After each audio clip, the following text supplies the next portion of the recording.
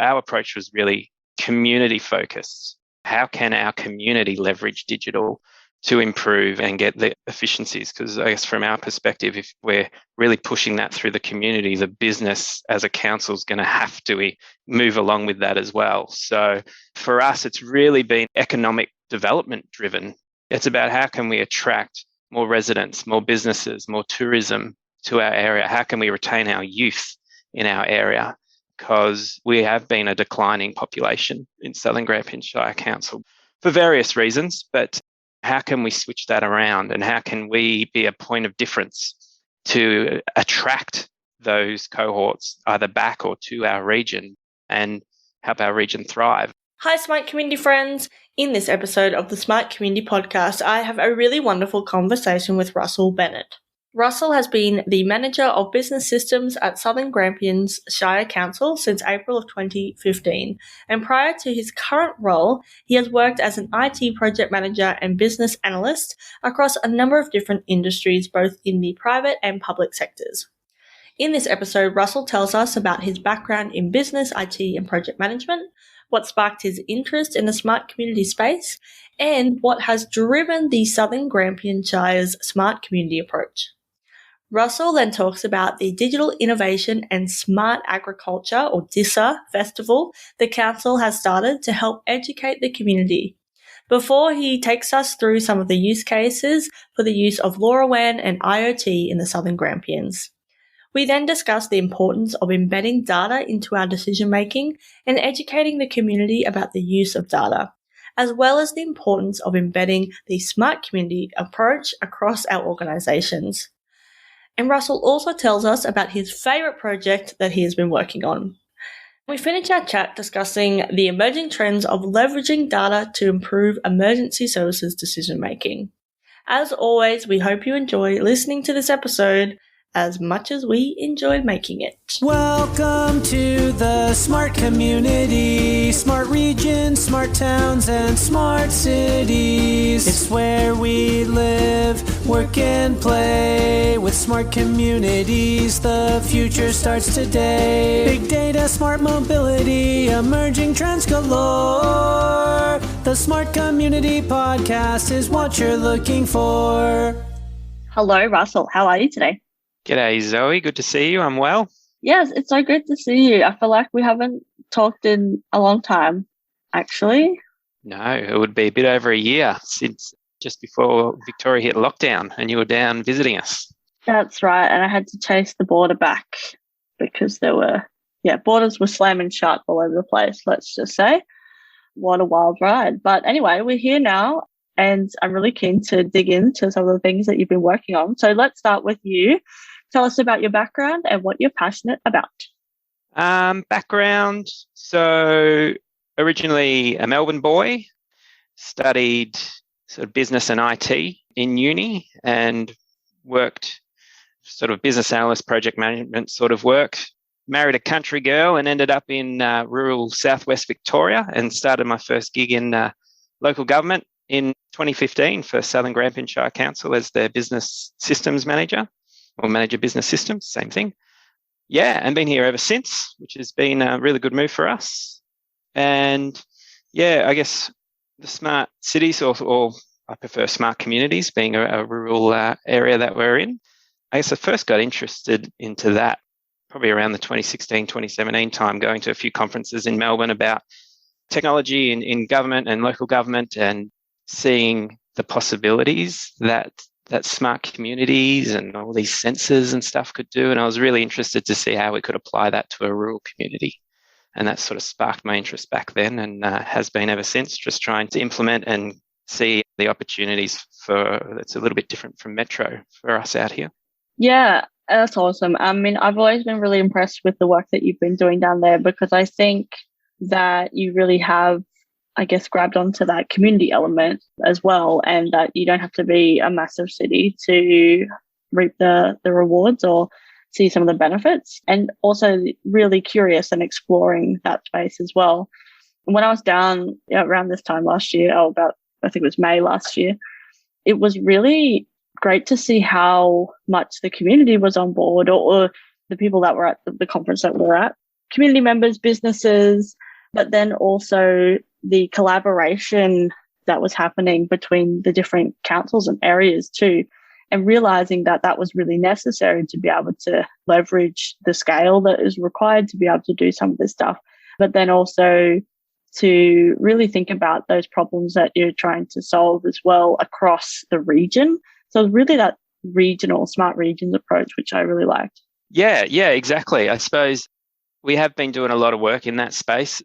When I look back about when I first started in 2015 for council, we sort of went a little bit of a different approach to digital transformation, which everyone wants to achieve and all that sort of stuff. There was a lot that I was seeing that was very internally focused, looking at how council can do better, which is great and it needs to happen. But our approach was really, as you mentioned, community focused. How can our community leverage digital to improve and get the efficiencies? Because I guess from our perspective, if we're really pushing that through the community, the business as a council is going to have to move along with that as well. So, for us, it's really been an really economic development driven, really. It's about how can we attract more residents, more businesses, more tourism to our area? How can we retain our youth in our area? Because we have been a declining population in Southern Grampians Shire Council because for various reasons, but how can we switch that around and how can we be a point of difference to attract those cohorts either back or to our region and help our region thrive? And we've been seeing how working with, how can digital enable that as well? So that's been really our driver back from 2015. So, we're a big agricultural community here. So looking at smart ag, how can we build the understanding within our community about the opportunities? How can we get people to test and trial this technology to help them make better decisions on their farm operations and all that jazz? So that's really been the driver for us over the last, 5-6 years. Yeah, I like what you said about using the community as a catalyst, or the community being a catalyst for change. So really focusing on the community. So then you go, okay, well, if we're telling businesses they need to be making better decisions with data or, farms or things, or not even that they have to be, but that they could the opportunity to have the opportunity to, right? Then what are we doing internally at council as well? And then using that as a catalyst to then drive change both internally and externally, which, I like that approach. It's an interesting way to think about it. Yeah, it is. And it's been working for us, which is great. The event that you came down and was our key speaker for last year, which is the Digital Innovation and Smart Agriculture Festival, which is something that we're really passionate about. And we've ran 2 of those events, one in 2019 and one in 2021 that just fit in before lockdown. And that was really about, it's an education piece, if nothing else, originally. Like, we were really fortunate to get the Federal Smart Cities and Suburbs Round 1 grant. That was back in 2017. Prior to that, we've done some really good strategy work, which was, again, more economic development driven, and we partnered with our neighbouring council to do that strategy work as well. And sort of that fed into a more dedicated piece around, all right, we had the vision about where we want to get to, what are the stepping stones to get there? So we had another piece of work around, smart community framework and roadmap to sort of make that happen. And fortunately, it was a really good timing when that grant came out. So then we actually had some dollars to play with in this, which was, that's always a challenge for small rural councils to take the leap to invest in something new, something different, something that hasn't been tried before and proven. Historically, councils are not great at taking risks like that. So it was a bit of a risk for our council. It wasn't a massive amount of dollars. We're only talking, it was $150,000 we got from the feds, and council matched that with another $150,000. So we had $300,000 to sort of implement our strategy and roadmap. And part of that, so we invested in a number of different things like IoT, LoRaWAN network was probably the big kicker that we did. Connectivity was always a struggle in our area, so we invested in LoRaWAN, but also invested in things like public Wi-Fi. Again, it's not groundbreaking stuff, but for a community that doesn't necessarily have easy access to connectivity, it was amazing to see the take-up of our public Wi-Fi network. But from a smart ag perspective, getting the LoRaWAN connectivity out there, like we've got around 18 gateways around our shire, which is great. And they're not all council owned, which is fantastic as well. We were always sort of seeing like we can be the fire starter for this, but we can get our community invested to take it forward. That's really good. And, as part of that funding, we committed to do an education piece. And we were thinking about the best way to do that. Traditionally, council to educate people would go out and do community consultation and all that sort of stuff, which, that wasn't really going to hit the mark for this. So we took the leap of faith and created our own conference, our own event, this Digital Innovation and Smart Agriculture event, which was about education, test and trial. We partnered with farms and got technology on the farms and then took farmers out there to talk to the other farmers that are playing with this technology, hear it from their experience rather than a sales experience. And we've just hear it seen straight from the farmer's mouth. Yeah, exactly. And we've seen, I guess, the snowball effect of that over the last few years where more farmers are willing to take that investment, which is great. We've got even a local startup in our shire, which was, it's only one, but, back in 2015, 2016, when we started, it was unheard of. Startup in a tech space in Southern Grampians Shire, who would have thought it? But, we've got a startup called Farmo, a guy by the name of Nick Seymour that really saw the opportunity, and he is creating he's selling, innovating LoRaWAN-based ag devices and supporting our local farmers in not only Southern Grampians Shire, but our region now for that technology. And that is that's what it was all about, creating a new business. It's only one, but it's a start, and hopefully that will grow into the future. Yeah, again, it's that catalyst piece as well. And I'm keen to hear, obviously we started to talk about some of the projects and things you've been working on. What are some of the use cases, or what were some of the initial use cases you thought you were going to use the LoRaWAN and then the IoT for? And then what is it being used for now? Yeah, initially it was around environmental data was something that we went on to do, like weather, more localized weather information. We have one Bureau of Meteorology station in our shire, which is about 10 k's north of the main township in Hamilton, and weather can be so varied between the breadth of our shire. So, we invested in weather stations in all of our townships. So that's 10 townships.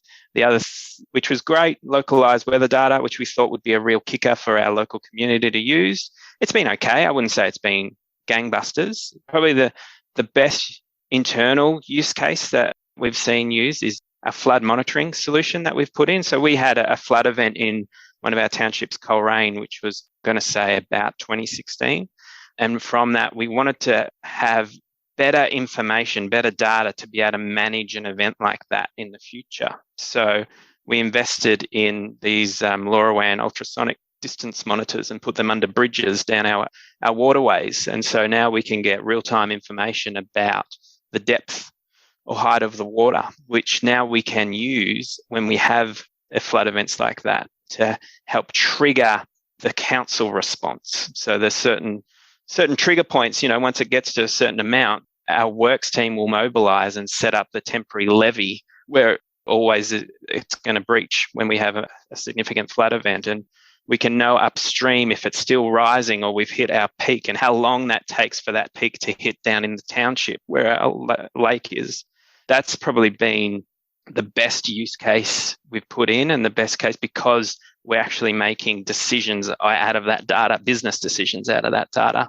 We've done a number of other pilots which they've been good, but not necessarily impacting a business decision. That's the key for us. So, we've done things like parking sensors and bin sensors. Sensors do utilization of a place or a space, whether that's on a gate in our dog park, put a new dog park in and wanted to know utilization data. It's been good data to get, but truthfully, I wouldn't say we're using that data to the most of its advantage yet.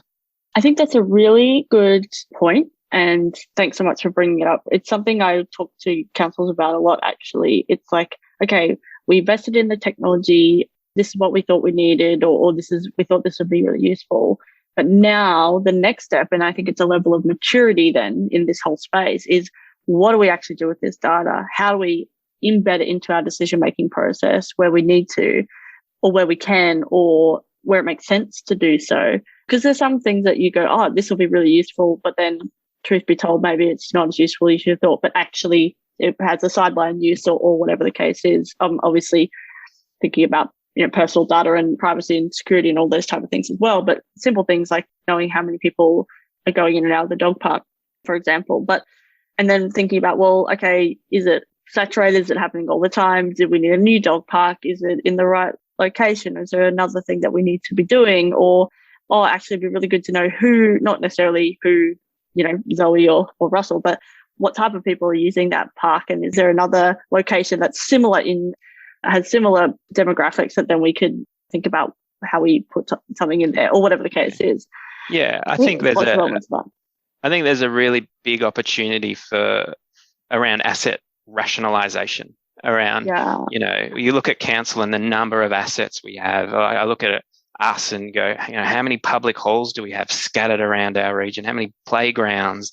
All these different things. And, if we're looking at being more strategic in how we invest, I look at our Lake Hamilton, we've got 3 separate playgrounds around there. Should we keep investing in 3 separate playgrounds, or do we go, well, actually 2 of them are used a hell of a lot more than the other. Maybe we scrap one and really better invest and make the other 2 even better.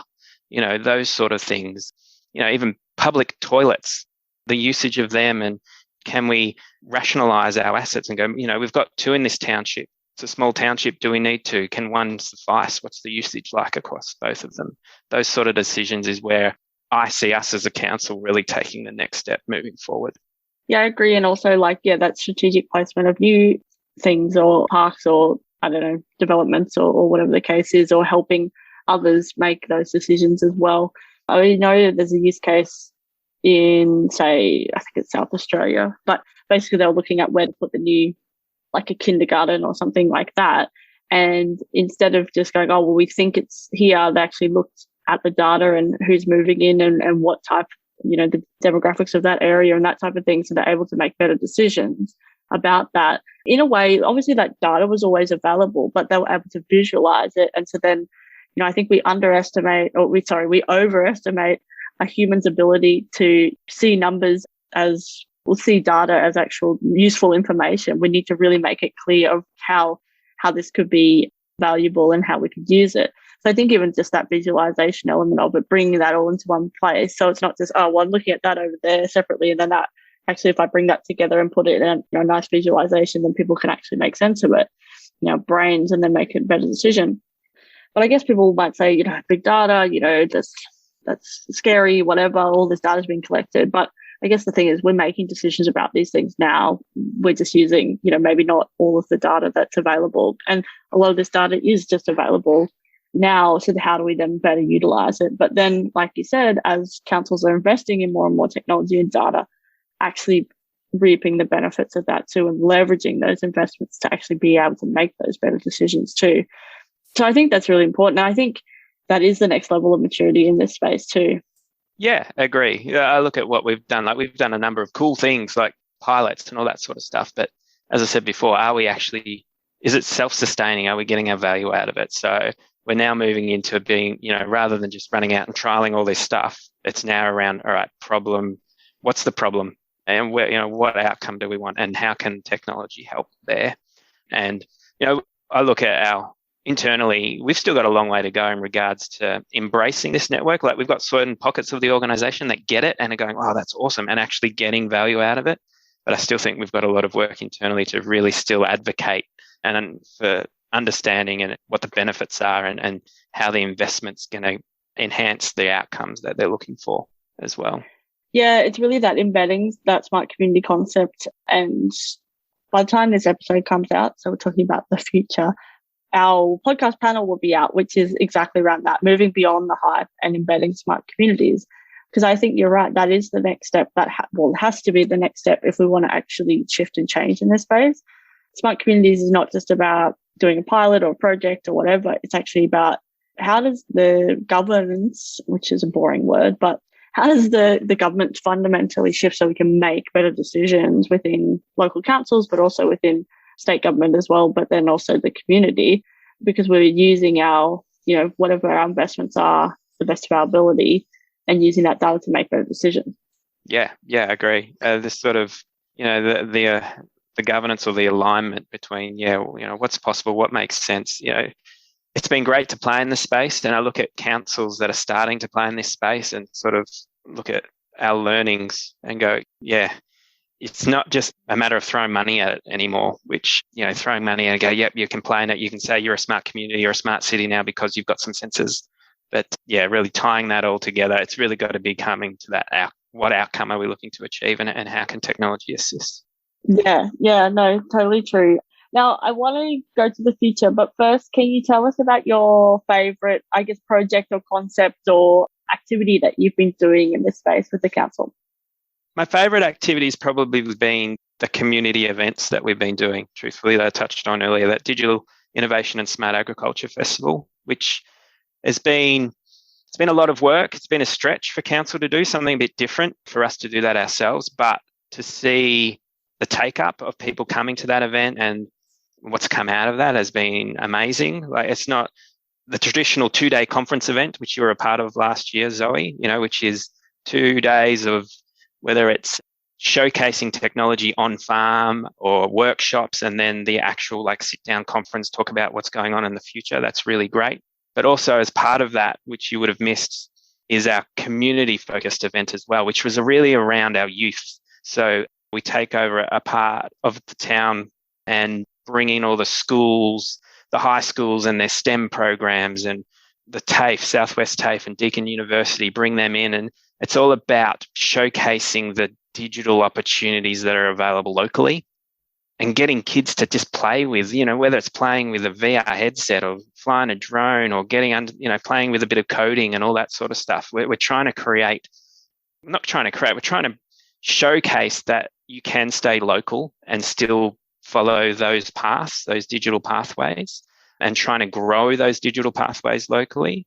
For me, that's the big kicker for us, trying to retain our youth and partnering well and all that sort of stuff. We just, because of the lockdown last year, we actually had to delay that part of our DISA event last year, and we only had it a month ago. It took that long to get it back going, but it was great to see, we had all these school kids come through, really excited, having a ball, and we had some workshops around using hydro stuff and powering little devices. And yeah, that's really great. And we're looking to grow that into the future, because I think that's the real change stuff. That's the cultural change. That's getting the community on board, which is what we're all about. Yeah, I love that. I mean, it's embedding it, right? I think it's embedding it throughout the community, getting people talking about it. But then also, like you said, I think there's a talent retention piece in smart communities as well. Obviously, within the local area, to say you can do this here, it may look different, but you can create these opportunities because we care about this stuff and we know it's important.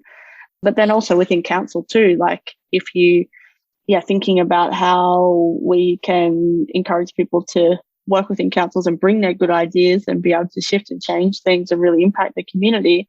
I think that's a really, fundamental point of embracing smart community concept too, that maybe doesn't get talked about as much, because, we think about how we can, if we're not doing things, efficiently, effectively, when you bring a new person in, why are we doing it like this? Whereas if you're embracing technology and also embracing your new ideas and innovation, then people feel like they can actually input and make a difference and change. And as we know, purpose and things like that are becoming more and more important in the jobs that we do. So I think that's another key point. And then going out to say, we do care about this. We're here in the community to really showcase what we're doing, but then also get people's ideas in there as well.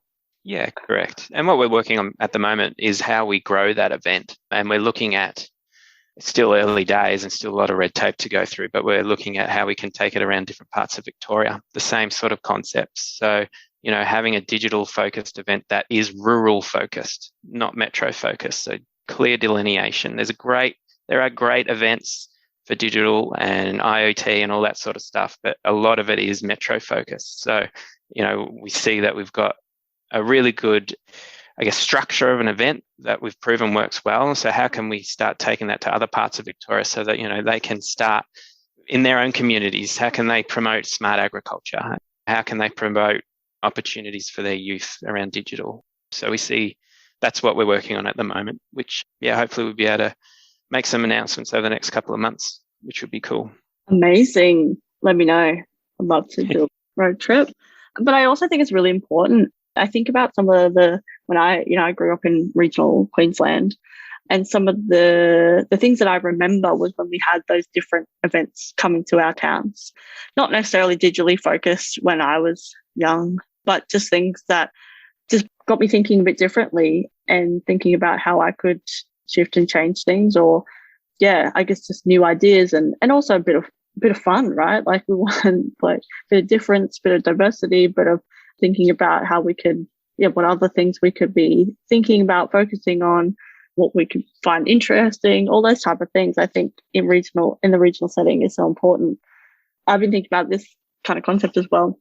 That creativity piece is really key, because it's not just about liking math and coding or whatever. We want creative people in this space too. Like, how can we combine an arts piece with a technology piece, or, that ag piece with some other creative industry as well?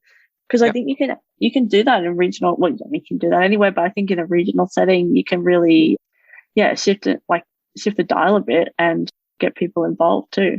Yeah, it's creating that platform for innovation, which council has a role in that, I think, to help enable it and, enable that platform for creative thinking and those innovators to come in and flourish. And we've still got a long way to go in that path. I'm by no means saying we're there yet, but, we've got some good foundations in place to be able to keep on going down that path.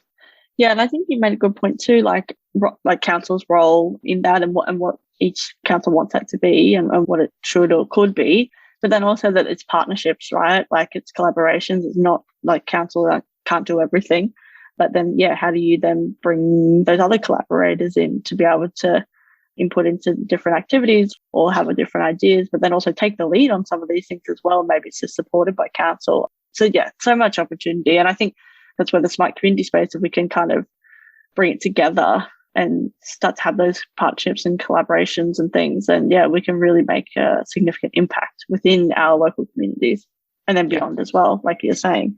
Now, speaking of beyond, let's go to the future now. And what are some of the emerging trends that people aren't talking about enough? Good question. I think, look, from a rural perspective, where I'd like to see things go is around better linkages with our emergency services stuff. Like I look at flooding, bushfires, all those sort of, events, which obviously you don't want to have, but they do happen. And I've been trying to work with places like CFA to look at, if we're going to put this network out there, how can you guys leverage that? Or how can, you take in data that we're creating throughout our shire to help improve their decision making? And, at the moment, it's sort of a roadblock, because for their decision making around environmental data, they use the Bureau of Meteorology and their data, and they don't really have the ability to take in other data sets, where I think there is an opportunity there because if we start putting, farmers that have got weather stations, soil moisture sensors and all that sort of stuff, we've got flood sensors down our Grangeburn River catchment, all that data, if we can pull that together and make it open, obviously, to make better decisions across the board of government, emergency services, all that sort of stuff, I think that would be amazing to be able to do something like that. Yeah, I agree. I think it's a really key piece in resilience as well, and not just necessarily responding to the emergency. Obviously, that's a key point, but actually starting to mitigate and prevent, or that early warning and that type of thing to reduce the impacts of certain events as well, I think is a really key piece. And the technology is there. It's just the change in policy and process is a different way of thinking, which I think will happen. It's just going to take some time to come through. Yeah, I totally agree with you. And again, it goes back to that embedding piece and that governance piece as well, right? And you need to be able to enable people to do things differently, so then some of those innovations can actually be realized, and also further innovations can be created as well as we start to dig into it. Yeah, no, cool. It's been so great to chat with you on the podcast. Thank you for coming on. And I'm really keen to definitely chat more. I'm keen to hear about the progress, and when if you're able to take DISA on the road, that would be really cool to hear about as well. And hopefully we can meet in 3D again soon. Hopefully. That'll work. But one last question, how can people connect with you? always through LinkedIn. I'm on there. You can shoot me a message through that. That's not a problem. Or probably my email address, which I'm happy for you to put up as part of this podcast. Great. So, yeah. We will put all the links in the show notes so people can click away and find you. Thanks again for coming onto the podcast, Russell. And I look forward to our next conversation. Thanks, Zoe. Thanks for the opportunity. Talk soon. Bye. See ya.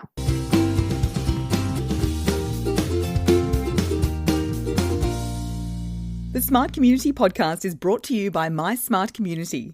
If you're looking for support in podcast strategy and production, workshop design and facilitation, or communication and media advisory, get in touch. Email hello@mysmart.community or head to www.mysmart.community. Thanks so much for listening to the Smart Community Podcast. Show notes for this episode and all other episodes are available on our website, mysmart.community/podcast. If you have any questions for us or any of our guests, you can email hello@mysmart.community. You can also find us on the socials. We are on LinkedIn and Twitter @SmartComHQ. That's com with 2 M's. If you are enjoying the podcast, please hit subscribe so you never miss an episode. And we would love for you to leave us a rating and review at wherever you listen. This really helps us reach more ears and eyes, so thank you for your support. As always, we hope you enjoyed listening to this episode as much as we enjoyed making it.